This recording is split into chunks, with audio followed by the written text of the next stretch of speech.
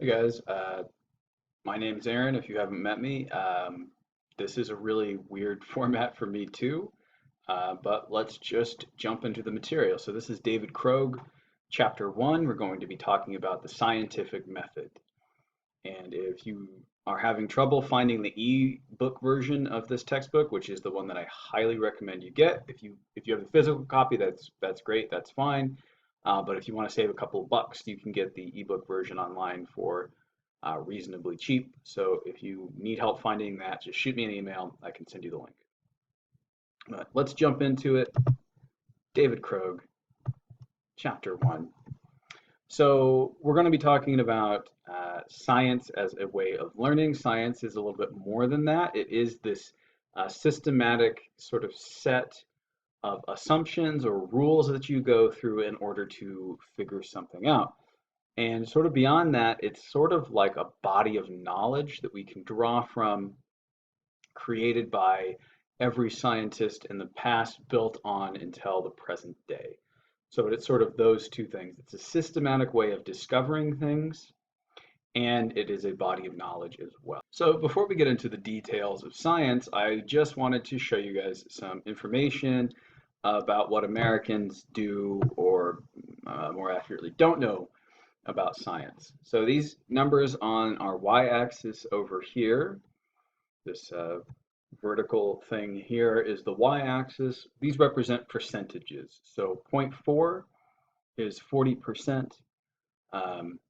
0 is obviously 0. 0.2 is 20%. 0.6 is 60%. 0.8 is 80%. I'm not sure why I did it in such a weird order, but a 1 would be a 100% in this case. So from this information I got from pewresearch.org, US adults in general, if you ask them basic questions about science, a little bit less than 40% get the answers correct, which is abysmal. I guess is the only way of saying that. It just could be a lot better. If you ask people who have postgraduate degrees, like master's degrees or PhDs, the numbers get a lot better, but they're still below 80%, which is like kind of mind-boggling. And this is a study from 2019, so kind of crazy. Um, College graduates, those are much higher as well. Some college, pretty much lower than U.S. In general, which again, not great, but still, better than people who have a high school degree or less. Because people who have a high school degree or less, very, very few of them actually understand basic scientific ideas. They were asking questions on here like, what is the theory of evolution, or does the scientific process need to be iterative and repeated? Do you have to do experiments more than once, or can you just kind of do it once and say, yep, we know for sure? So Americans in general, not super great at science. And so the question you might ask, it's a question I've asked myself time and time again, but who cares, right? What really difference does it make if Americans aren't good at science? Is that important? Is it important to be good at science at all? And I think the thing that sort of weighs heavily on my mind is what we're going through right now with this pandemic, with the coronavirus. So if people are ill-informed, if people don't believe scientists, we're going to have a problem. Um, it always irked me before this when people didn't believe scientists and stuff like that, but sort of before this, at least from my purview, from my perspective, it only affected them for the most part. Like, hey, you don't want to believe that this treatment works, then that's fine, it's on you. But in the modern era, in 2020, it makes a difference if you believe scientists. Okay, it is really important that people understand, that people know what science is about, and people know why they should trust it or why they should not trust certain science, which is a topic that we're also going to get to, is what makes science reliable? What makes science believable and important? but we have some details to cover before we get to that. Uh, by the way, this is another reason why science is important. This is a basic overview, or I'm sorry, this is a basic outline of the genome of the coronavirus, COVID-19. And it tells us a lot of information about where the coronavirus sort of came from, how it's evolving, where it's going, what proteins is it making, and we're going to connect the dots there soon about the relationship between its DNA and its proteins. But this was all created through a very complicated scientific process by scientists. And again, this is stuff that you should believe.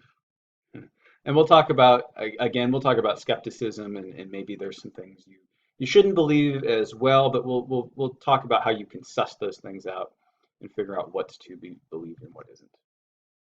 So I also wanted to put up here that this is the process for drug development. Don't worry about the details of this graph. Don't worry about the details of the last graph either. That's not really what this class is about. I just wanted to show you that the process for drug development is a scientific process, and it takes a really, really, really long time. And part of the reason that it takes a really long time is because the scientific process can be difficult. The scientific process takes rigor. In order for something to be believable, it has to be repeatable. And so if you are going to make a claim like drug X works for Y condition, there's a very long scientific process involved with figuring out that actually, hey, this drug does work for that. And it takes years. So you can't just say, hey, somebody told me this drug works for that virus because it probably doesn't. Okay. Sometimes you can figure things out using guess and check, but it's incredibly rare.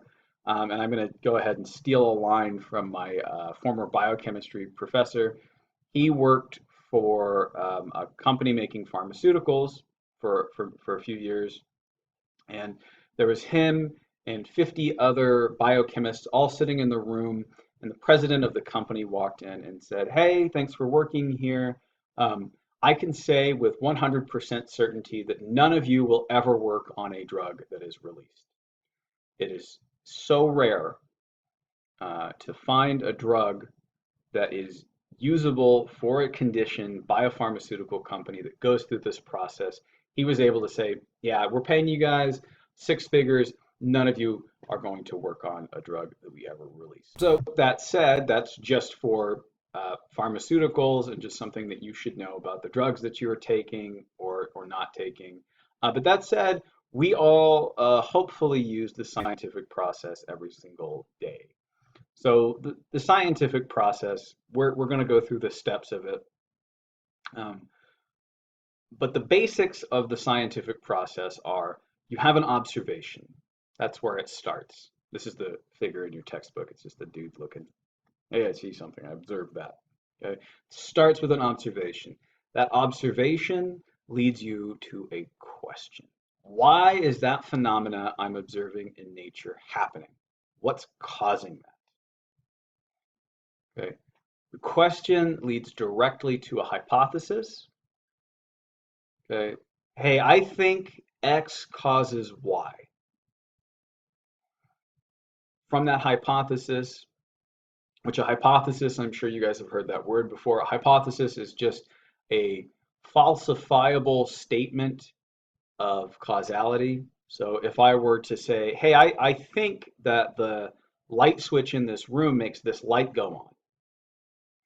It's falsifiable, right? If I wanted to test that, I could just go flip the switch. Okay. When I say falsifiable, I suppose I just mean testable.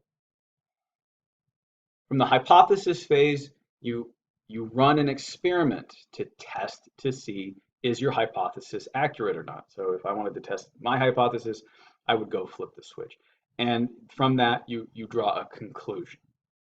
So I go flip that switch and nothing happens. So hey, that switch doesn't make this light turn on. Cool, my experiment was successful. depending who you ask. I was able to draw a conclusion from this.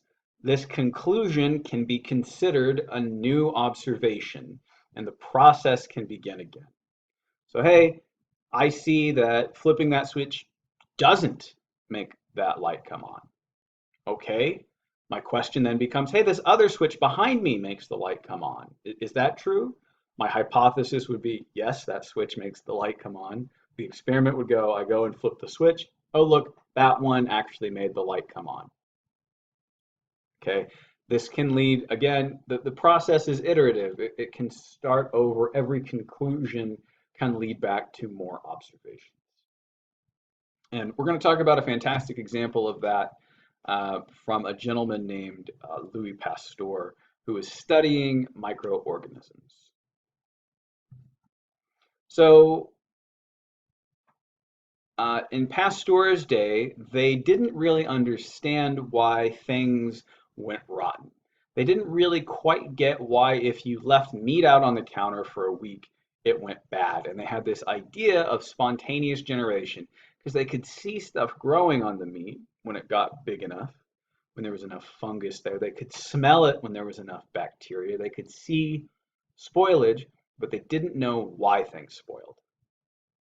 And so the first set of hypotheses, or the first set of scientific experiments that Pasteur did is he took a flask and he put some broth in it. Broth is just food for bacteria, food for these organisms. In his day, it would have just been things that they knew spoiled if you left them out. And he just left it sitting out on the counter, and he discovered that things were growing in it. He found, oh, look, stuff's growing in here. Okay, so hypothesis one is the living matter comes from non-living matter or spontaneous generation. Those particles just show up almost by magic. Hypothesis two is that something was coming from outside of the flask, right? So the observation is you see spoilage. Two hypotheses. One is that it's spontaneous generation, the other that it's coming from outside the flask. So Pasteur developed this thing called a swan neck flask because he wanted to allow air to be able to get in, because if you take a tube and you cap it, the counter argument is, well, there's just no air in there, so spontaneous generation can't take place, obviously. So he has this swan neck flask with this particle trap that still allows air. By the way, I'm going to be asking you guys about Pasteur's experiments, just so you know. And he experimented with these swan neck flasks and discovered that there is no growth inside a flask until you tip the flask and you get some dust in it. So what this means is that things that are growing, the spoilage is being caused from the external environment. Okay, and so then we reject the spontaneous generation hypothesis. So again, observation is things are spoiling. Question, why are these things spoiling? Is it spontaneous generation or are they coming from the outside? The hypothesis is these things are coming from the outside. The experiment is you isolate your sterile broth from everything else using a swan neck flask and nothing grows. When you tip the swan neck flask, you get some dust in there, then things begin growing. So you reject the spontaneous generation hypothesis because if you isolate it from the external environment but let air go in, nothing grows. Okay. If then you expose that to the external environment, then things start to grow. I'm going to move on. I feel like I'm beating a dead horse. So that is the scientific method. So a couple of things I'm going to ask you guys about. I'm going to ask you about what is science. That'll probably be the first thing I ask. Second question will be what are the steps of the scientific method? And the third thing I'm going to ask is what was the point of Louis Pasteur's experiment? If you're unclear about any of that stuff, just shoot me an email and I'll either make a new video, or if I only get 1 or 2 emails, I'll just respond to you directly.